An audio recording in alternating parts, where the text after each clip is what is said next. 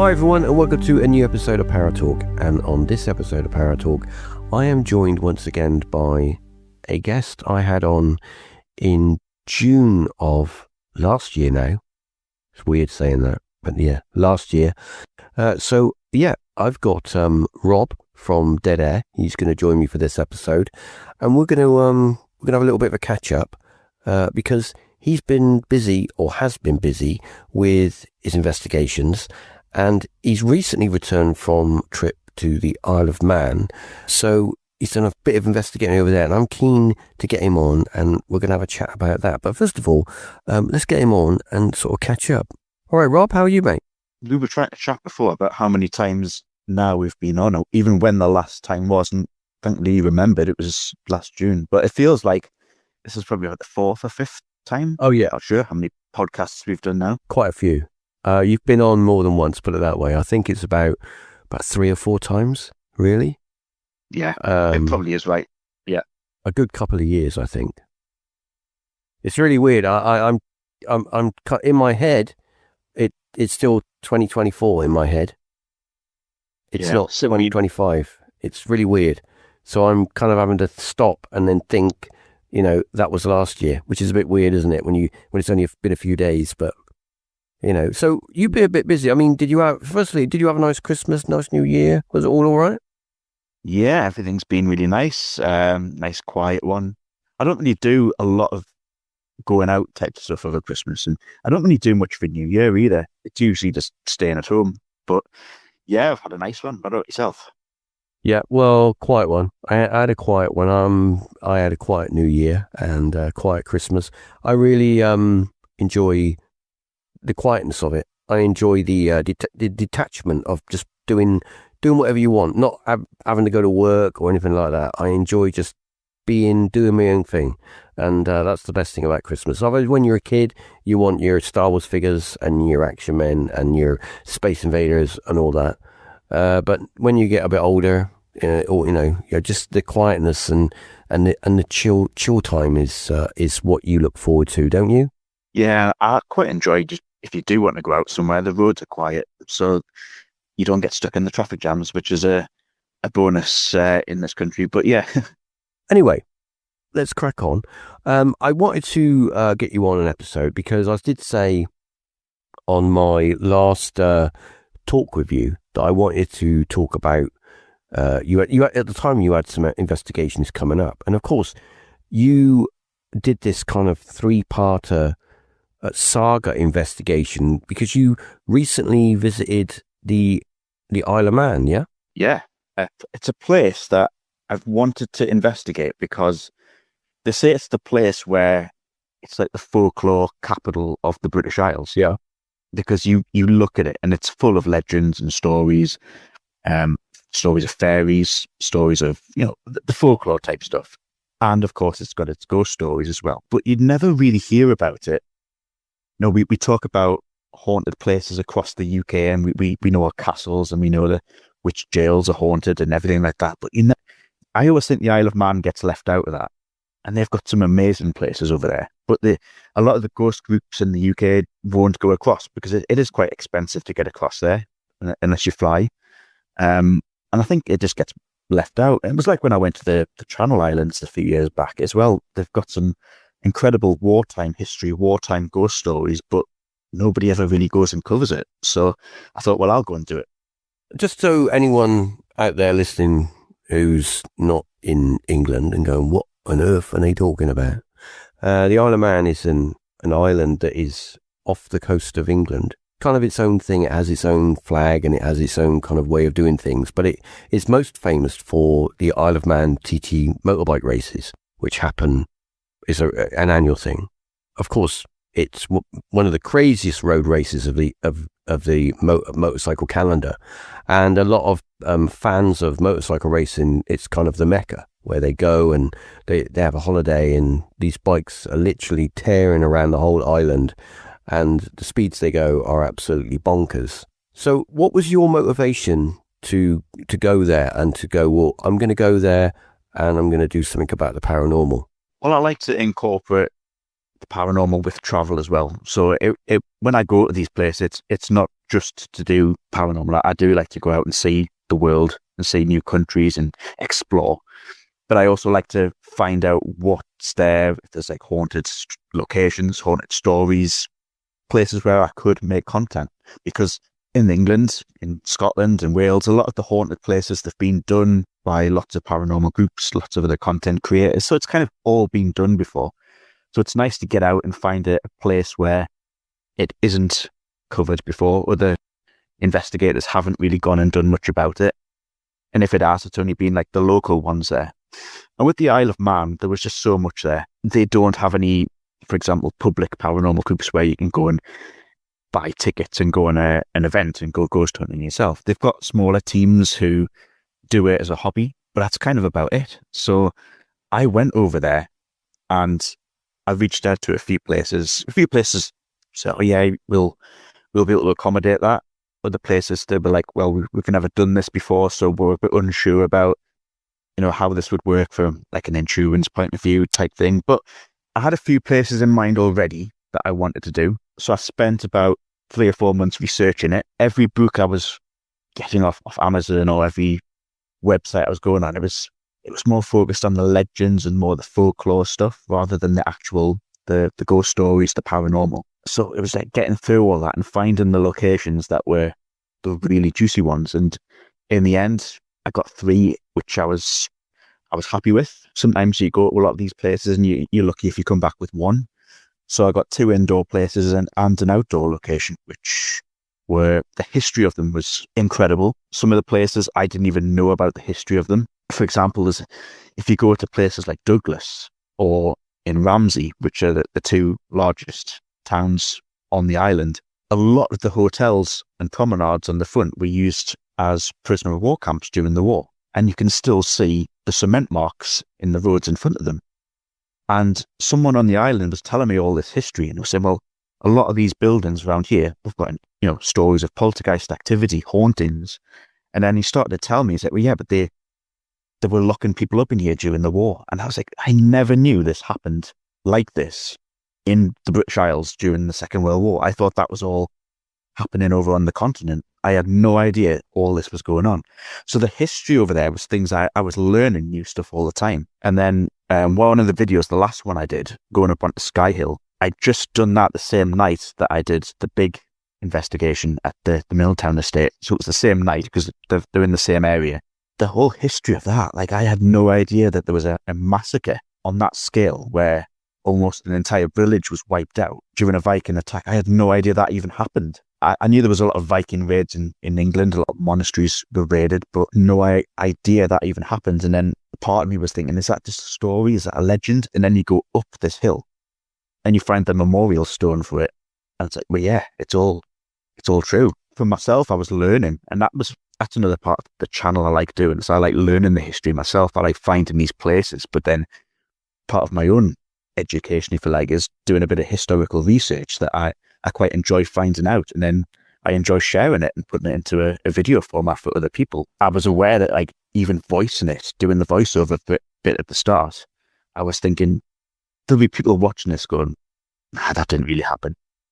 And I'm like looking at the history going, it did. So that was one of the reasons why I was excited to do it, because I thought this video is going to teach a little bit of history to a few people who had no idea this even existed.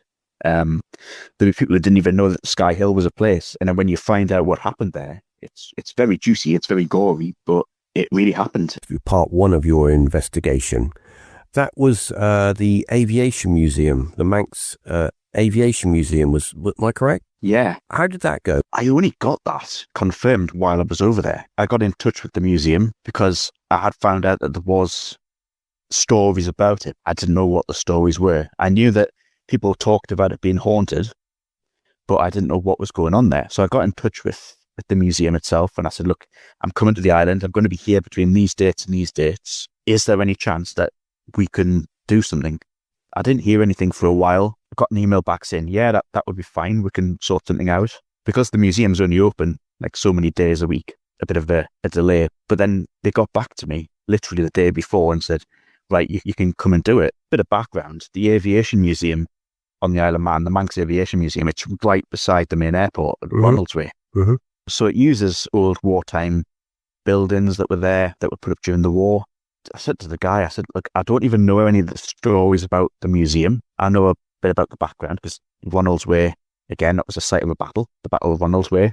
They've built an airport on top of it. When they've extended the runway of the airport, they've found mass burials.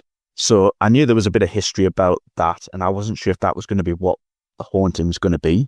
But then I got to the museum. The guide had said, well, look, I've got a story. I'm a complete skeptic. And he told me about a picture that they've got in the museum, a picture of this guy that lost his life in the First World War. They've had it on display. They do a big section for all the people in the wars, World War One, World War Two, that from the Isle of Man that died. And it turns out that every time this guy was putting up a name tag on this picture, it was just coming off the next day. He was coming into the museum and he was finding it was on the floor. It had been pulled off the picture. So he was tying it up with string to the point where it wasn't using adhesive anymore. He was tying it to the picture and it was still being pulled off. So he said that there was something odd about it and he didn't know what was going on. And then he found out by chance he got totally the wrong name for this guy. For whatever reason, he'd assumed it was someone else, put the wrong name tag up. So he did a bit of research, found the exact same picture online somewhere, I think maybe using the Commonwealth War Grave Commission, changed everything, did a little bit of research, updated all the information, put the right information up, and it has never been changed since. It's that name tag has remained on the painting ever since. So that was the first time I heard the story, and I thought, well, it's a cool story. Maybe there is a bit of debunking that could go on there. Maybe, these display cases, they heat up during the daytime with the lights that are on, and then when you switch the lights off at night, it cools down. Is it something, the adhesive going a bit funny? Is it losing its stickiness? Is it dropping off like that? So that was going through my head while I was there. So that was part one of the whole thing, and I had a couple of hours to spend filming in the museum. They were lovely about it. They were really, you could tell they were enthusiasts about the history and about aeroplanes themselves. And you experienced anything in there when you were doing your walkthrough? Other than interference, electrical interference, but again, it was nothing that you couldn't put down to science. But timing of it was a bit iffy when you're walking past certain paintings or certain pictures rather, in the museum. Again, there's like muffly sounds, possibly EVPs, but again, it's interpretation on it. But how did you feel? Any weird feelings? My personal feeling when I left was that I don't know, because the guy, he was a skeptic. So you would think a skeptic would immediately jump to the conclusion that, well, it's natural causes that was causing this incident to happen. I was a little bit disappointed when he said that literally nothing, they've had nothing since. So that was maybe a year or two ago. So some people will say, well, okay, maybe the spirit's now happy, it's in a better place, it's got what it wanted, it can rest, it can move on. Which if that's the case, that's lovely. That's what you want. You don't want a spirit that's grounded and it's unhappy. You want someone that can rest. I remember getting the bus back afterwards, last bus back into Douglas, and I remember thinking, yeah, I'm happy to close that and say, maybe it's not haunted, but I'm happy to put that down to, maybe if you want to believe it, it's a spirit that can rest. If you want to be scientific, maybe the fact you're next to an airport could be a reason why you're getting interference coming through some of your audio equipment. It was a nice way to get into the island. And it was lucky that while I was there, Ivo is the name of the man who runs the museum. He had a personal experience from Milltown, which was the second place I was going to, which I had, again, absolutely no idea about. I was aware of the stories going up to Milltown, and he told me about a family day trip they had up there where his little girl at the time claimed to see an old lady in the house. Just a bit of background on Milltown. It's an old manor house, just outside of Ramsey, right next to where the Isle of Man teach. In fact, it's got a corner named after it, the Milltown corner. Just before the track gets to Ramsey, it's called Milltown. So part of the TT course runs past the gates of the estate. So it's an old estate. A family called the McChristians, who later became the Christians when it shortened the name. They bought a section of land because it was on the site of where the Battle of Sky Hill took place. Mm-hmm. They were full on, Manx loyalists. They supported the independence of the Manx people, and a lot of their ancestors were killed in this battle. And the legend or the story goes that there's a mass burial somewhere nearby. Now, nobody's ever found it. Nobody knows where it is exactly, but it's very close to where the battlefield is. And a lot of people... Do you know who's meant to be buried there? I don't know who, but there's 666 people were killed allegedly in this massacre. So the battle itself was, the Vikings basically raided during the night. They came up the river, and Sky Hill is like this huge hill that looks over the Milltown estate now. And it's got like trees on it, so it's like a huge foresty hill. And the Vikings crept up during the night and hid 300 of their men inside the trees with their axes, their weapons. All of the villagers were unaware that they did this because they tried twice previously and they didn't succeed to invade. And then sunrise, the main Viking army attacks the village, which was just a small fishing village at the time, and all the locals run to refuge, and refuge was Sky Hill. So they all run into the trees, all the women and the children, while the men stop back and fight. And obviously there's Vikings there, and it's a massacre. If you believe the story, there were 666 people killed, which obviously, the number 666, that's got its own connotations as well. This is going back well over 1,000 years, like the 11th century. So the dead were put into a mass burial grounds pit somewhere, which we believe is around where the Milltown estate now is. So this family built their house there, and the guys were, they wanted to be close to the dead. They wanted to be close to where these people who defended their island are now buried. And over the years, the stories that people have lived in the house that have conducted seances there. We know that it's documented that the Edwards family lived there in the 20th century, early part of the 20th century. They used to do their Victorian seances in there. Used to get mediums to come from all over to do these seances. And it said that they were able to speak to the dead. But so many generations of this family have lived in the house, lived there, they've died there. And the ghost stories are incredible. I was fortunate enough that they were so welcoming to me coming that they gave me an apartment, totally free of charge. Oh, nice. All self-catering, on site, like not part of the main house, but in a sort of like a separate building. So I have my own apartment to sleep. So it wasn't a case of getting taxis at 2 a.m. or whatever back to the hotel. I could just finish and go to bed whatever time. And I was just sitting there before I even started, and there's like the information booklets you get, but someone had printed out like the history of the whole place, and there was just ghost story after ghost story, and I just sat there and read it all. People seeing things in the house, people being dragged out of bed. The stories were incredible, and that house itself they were so nice that they said, look, just text me when you're finished, just go in there, enjoy yourself. When you're done, send a text and someone will come and lock the building up. And I had the whole building to myself. Was there any particular area in the house where you felt there was more activity than anywhere else? In the downstairs bit where the library was. So that they believe is where the seances used to take place. It's now a library, large table in the middle.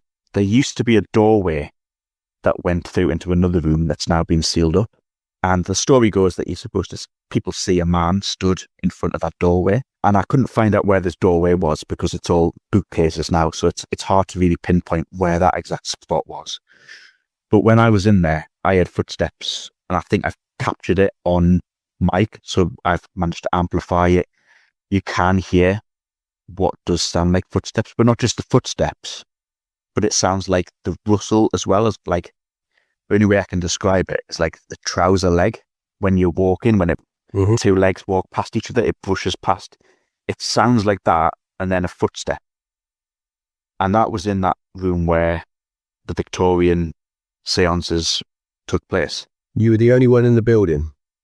Only one in the building. And that was quite early on in the investigation. So I had to do all the upstairs on 2 levels as after that as well. So that was all in the back of my mind. So I had to go upstairs in this house, which was in complete darkness, apart from whatever street light was coming in from the outside. And I had to go into the bedrooms upstairs, which is where there's apparently a priest is supposed to be seen. One of the family members was a priest. Right.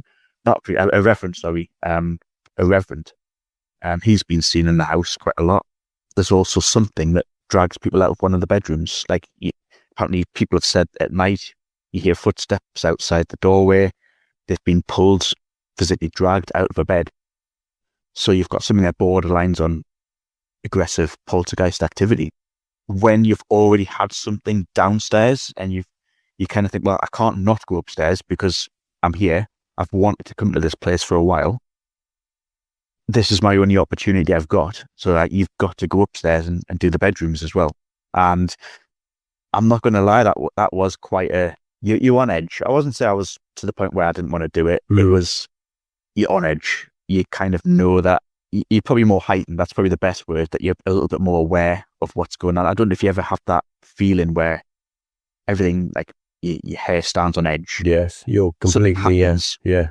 But you become really alert. Yeah, every noise, you're listening for it. And I think I was like that for the entire night inside Milltown. But everywhere has a story linked to it. So you couldn't really just say, well, I'm just going to go upstairs and get away from this area, because you've got the first floor where Lady Kathleen Edwards, the one of the last people to live in the house, she gets seen at the window. People see her allegedly outside looking out the window.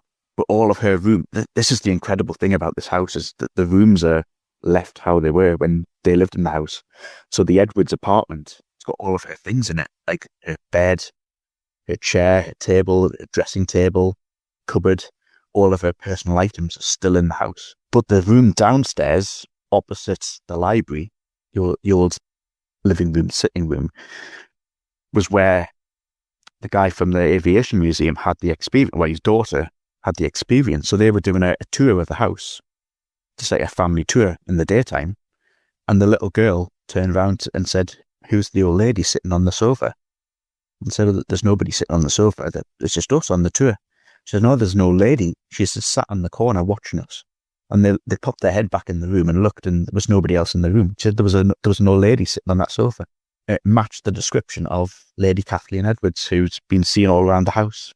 Again, I didn't feel frightened by all that. I think it's quite, if anything, she's probably just a friendly spirit, if she is there, just watching over the house, just watching who comes in and out. So with that in the back of your mind, you think, well, I'm on my own in this house, so is she just following me around a little bit, watching what's going on?